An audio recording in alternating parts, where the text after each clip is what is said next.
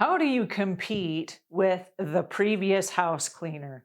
Oh, I love this question. I'm Angela Brown, and this is Ask a House Cleaner. This is a show where you get to ask a house cleaning question, and I get to help you find an answer. Now, if you have a question, you can go to askahousecleaner.com, and there's a blue button right there in the corner. When you click on it, you can send a message to me right here at the show. Somebody did that, and here's what they asked. Hello, Angela. My name is Leona. I have a question. What do you do when you are competing from a previous cleaner?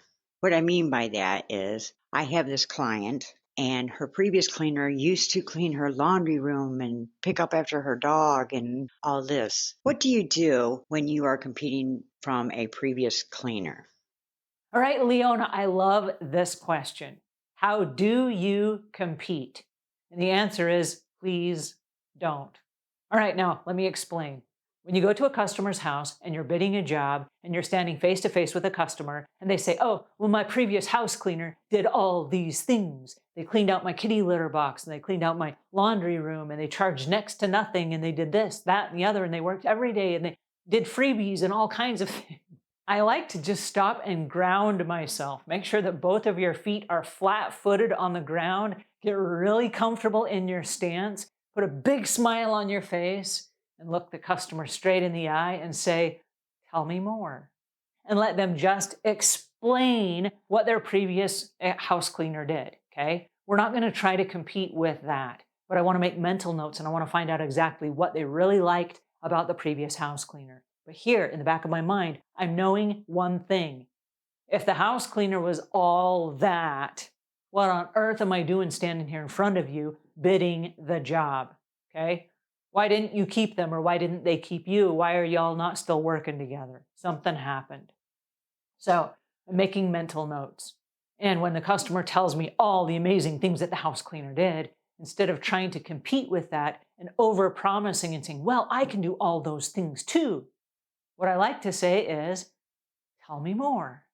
And then they'll say, well, they did this, that, and the other, and they'll keep going. Tell me more. And then they'll tell you more. There's never going to be another opportunity for the customer to just kind of expound on everything that they wish the other house cleaner did, or the things that the other house cleaner did, what they're hoping you also will do. But what they're doing is they're giving you all of the information you need to close the deal. The second thing is they're also giving you all of the information to eliminate them as a problem customer. And so I like to just listen. And when the customer is talking, that is pure gold. So instead of feeling like you have to compete, you have to promise all the same things that the previous house cleaner promised or did, what we have to realize is that house cleaner didn't work out for some reason. If they did, they wouldn't be looking for a new house cleaner. Okay? So listen and make notes and then ask this question. Is there anything that you would have changed about the previous situation? And they might say, well, yeah, here's what they did. And then let them talk because they're also going to tell you all the reasons why the other house cleaner didn't work out. So now you have enough information. You can decide, is this going to be the customer of my lifetime and I'm going to really enjoy this customer? Or do I need to turn around and just kind of like make a quiet exit? I've stood face to face with customers and I'm sitting here and I just say, tell me more. Oh, tell me more. Tell me more. Tell me more. Yep, yep, yep. And then at the end, I realize, whew, that was a close call. We're not a good fit for each other.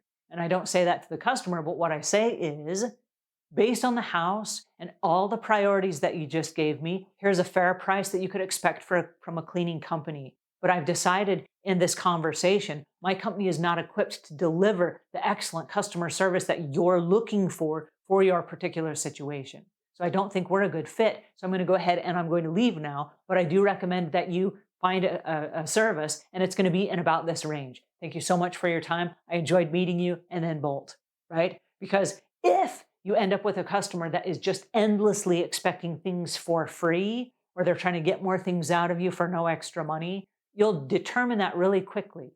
So when a customer says, well, my previous house cleaner, red flags. All right, I hope that helps. If it does, give us a thumbs up. If you got questions or comments, those go in the notes below. And then right over here, I'm going to leave links to a playlist of how to grow your business when you do a walkthrough and questions you should ask. Until we meet again, leave the world a cleaner place than when you found it.